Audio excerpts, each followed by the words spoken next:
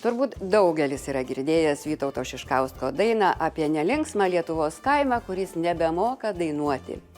Tačiau nedaug kas žino, kad eiles šiai dainai sukūrė kompozitoriaus Juozapo Gudavičiaus duktė, poetė Regina Algimanta Gudavičiūtė, kuriai 90 metų.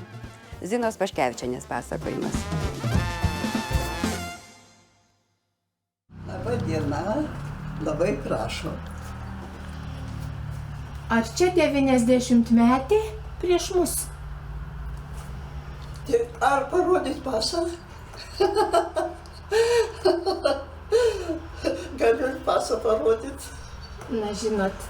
Čia jūs tiesiog komplimentus man sako. 70 nedaug. Kur tai 70, jau 90? Jūs neįžeidinėkit seno žmogaus?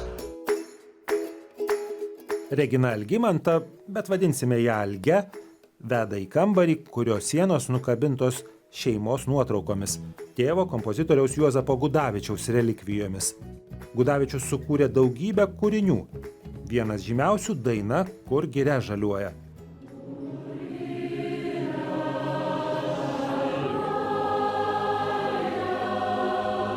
Sovietmečiu jo kūryba buvo uždrausta ir tik drąsių muzikų Liongino Abariaus ir kitų pastangomis ši daina skambėdavo dainų šventėse. Kada buvo atvykęs šventasis Jonas Paulius II, Vilniaus parke giedojo Gudavičiaus giesmę Malda už tėvynę. Ta aš 3 valandą atsikėlus, ėjau iš Antakalnio į Vilniaus parką ir klausiausi ir mačiau. Ir ten lietus liejo, bet visai nesvarbu. Gimęs Jurbarko rajone savo gyvenimo kelią Gudavičius baigė Panevėžyje. Vienintelės dukters susilaukė būdamas 60. Prisiminimai apie tėvą išleisti mažoje knygelėje, kaip ir eilėraščiai. Neieškojai šlovės ir nelaukiai, kad tave kas be reikalo girtų.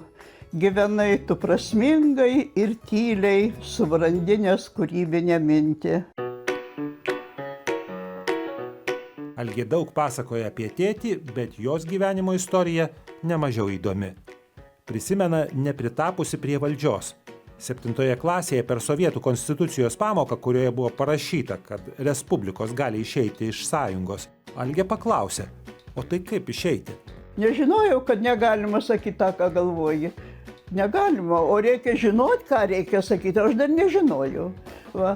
Ir mama atėjo ir jau eina klausimas išmetimas iš mokyklos antitarybinio elemento. Nei pionierė stoju, nei komjaunimo stoju, kodėl nestoju? Aš sakau, aš einu į bažnyčią. Į bažnyčią. Iš mokyklos neišmetė, tik bandė sukliudyti į aukštąją stotį. Tačiau Algė sugebėjo baigti universitetą neakivaizdiniu būdu. Ištekėjo ir persikėlė gyventi į Vilnių. Sako, dantis sukandusi gyveno su vyru 34 metus, nes jis buvo partinis. Vieną kalbėjau, kitą darė, trečią mąstė. Ir vienu žodžiu man užteko to pažeminimo. Labai ilgą laiką turėjau kentėti ir smurto buvo, ir visko buvo. Todėl, kad ten kiekviena įstaiga, jis dirbo karinėje įstaigoje, kiekviena įstaiga turėjo iš saugumo informatorių. Ir jis užėjo pas mus, o ten tokia kita nuotrauka, ne šita kariška, bet su kostiumu mano tėvelio. Sako, iš kur pas tave tas Gudavičius? Jau jie žino mintinai. Jisai sako, čia mano uošvis. Oho, sako, tai mes dar pagalvosim apie tave. Vos paskelbus nepriklausomybę, pasiskubino išsituokti ir susigrąžino tėvo pavardę. Atokvėpis ilgai netruko. Algei susirgus, sūnus ją parsivežė į Panevėžį. Ketino mamą slaugyti, tačiau pats susirgo ir mirė. Ir tų vaistų prigėręs ir viską matyt pabunda, pasidaro, kad baisu ar ką, kviečia mane, mamytė, ateik. Nu tai ateinu, prie jų atsigulu, paglostau galvelę, kaip mažiukui, taip. Čiagi mamos visos tokios. Algė nuo vaikystės kūrė eilėraščius. Pats naujausias skirtas savo 90-metei. Kažkur tai išgirdau, kad jeigu nemoka inteligentas nei vieno posmelio Mačernio eilėraščio, tai jis yra prastas inteligentas. Tai aš čia kai moto, įdėjau tą vieną, kad būčiau inteligentas. Per žemę mes pereisim tik vieną sykį, tik būkime tvirti. Kieno gyvenimas bus panašus į skambę dainą, tas nesutirps mintį.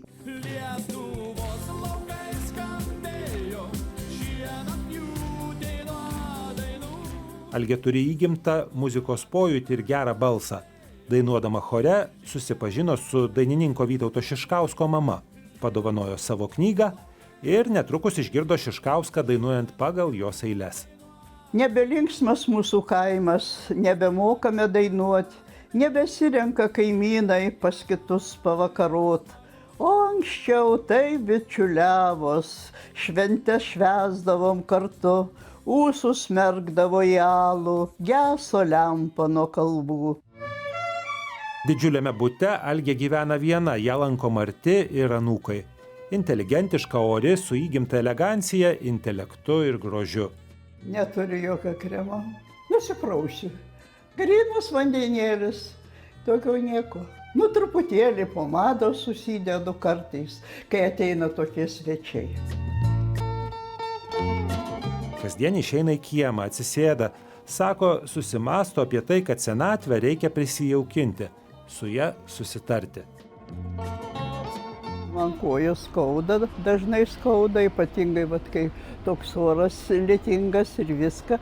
Bet čia tai, žinot, vienintelis mano ir skundas tegu būna, nes ta kėdė čia viską išduoda. Jeigu ne ta kėdė, tai galima būtų ir apie tai tylėti. Su senolių choru neseniai atšventusi 90-metį, Algė sako, norinti dalyvauti visur, kur tik skamba muzika. Ir nebūtinai jos tėčio, Juozapo Gudavičiaus.